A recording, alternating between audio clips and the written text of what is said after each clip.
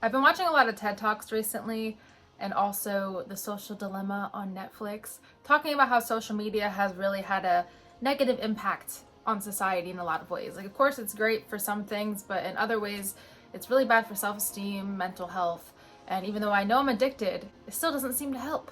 So since I talk about sex and relationships, I figured I would talk about the negative impact that social media has on our sex lives. So there's 3 things that I want to cover in this video because I think they're really important for us to keep in mind.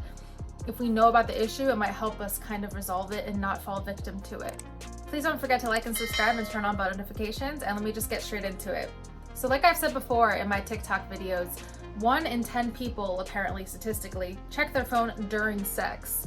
On the other hand, approximately 36% of individuals like to check social media right after sex instead of cuddling. You know, they should be cuddling your partner. So clearly there's a little bit of an issue here if people are getting so comfortable with their significant others that they can take the focus away from them and just go on social media. Like, okay, if you're cuddling and you're watching memes together after, that's fine.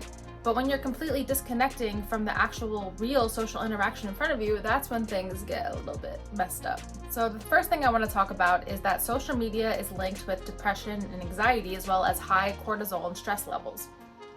As I've talked about in many of my videos, stress is not good for sex. Like, if you're stressed out and you're anxious and thinking about something else, it's gonna be really, really hard for you to achieve that orgasm that's so important for your health.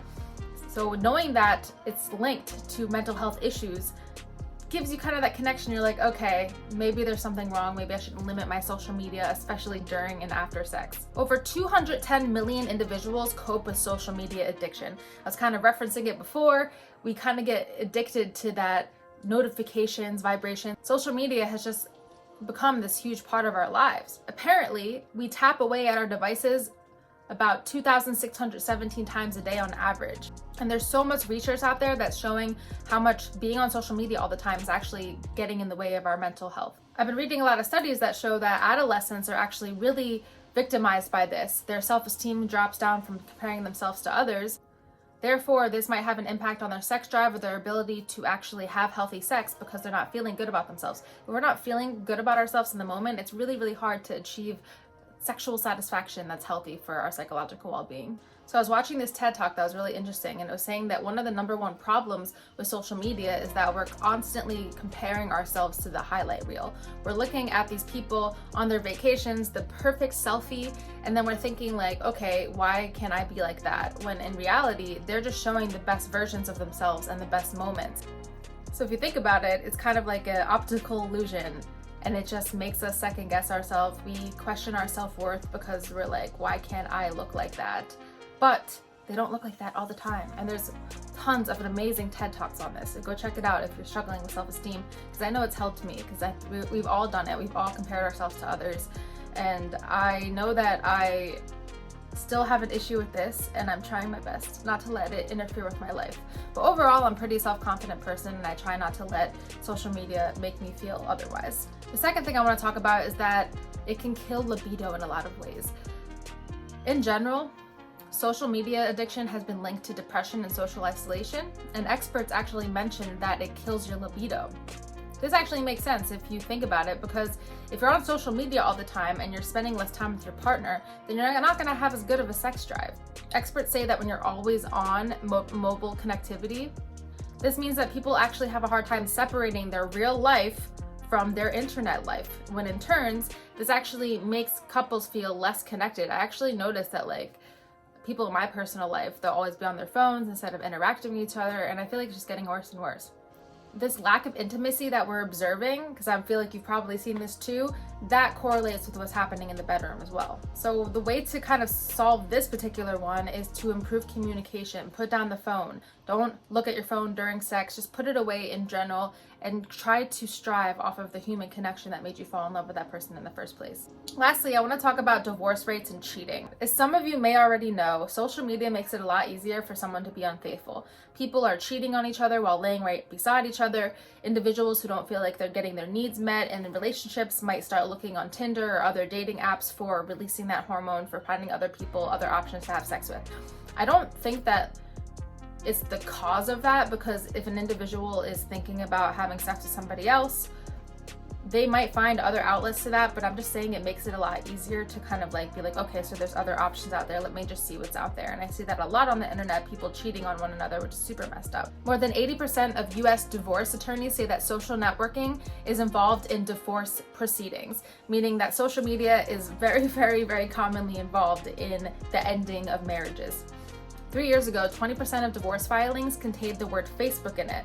And in 2011, it had risen to 33%. Imagine what it might be now. I don't actually know what the number is right now, but I'm assuming it's pretty high. And I actually posted about this on my TikTok, and somebody said in the comments that their divorce filings had the word Snapchat in it. So yeah, it's really sad.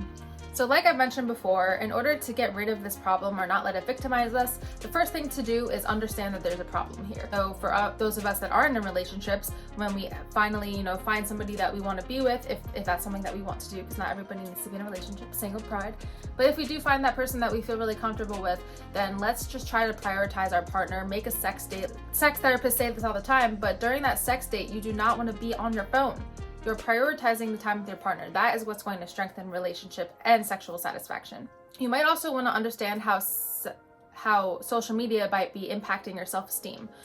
I've heard that it's very helpful to unfollow celebrities and models and other people that might make you feel bad about yourselves, people that are always posting vacations and you feel like you're just drowning in work all the time. It's okay to unfollow those people for self-esteem. And if you need to take a social media break, I know it's really hard, but do it. See how it makes you feel, because you might actually notice that you've been more addicted to social media than you actually thought. And for the whole cheating on each other while laying right next to each other or looking for options on dating apps, I really wish people would just be more honest. I feel like it's pretty uncommon. People don't really have the courage to really be open with their partner. I'm not really getting my needs met, and I don't really feel like we're happy. Most people kind of just take the easy way out and just don't even communicate with their partners and then just look for that satisfaction elsewhere. People often put their needs before others. Even if they do care about that person, they generally care about themselves more. I wish that would change about society, because that's just what leads to so much heartbreak. Like keeping them kind of as like, you want to keep them there just in case, but then still talk to other people. That's just really messed up. Like think about how you would feel. You'd probably feel really crappy if someone did that to you. So just try your best to communicate. If you feel like the relationship is worth saving, then go to a therapist, because sometimes talking to a therapist helps you increase that communication, because some people just have a really hard time being honest with each other.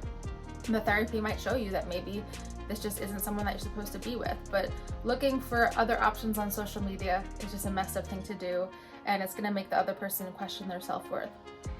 So I really hope that this was helpful, and the 3 things that I think are really, really important for us to understand in terms of social media and its effect on sex, libido, self-esteem, all of those things.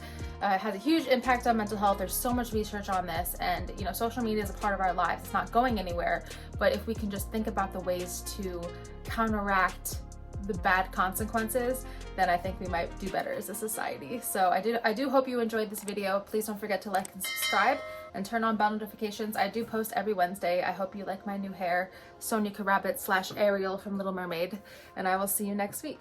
Bye.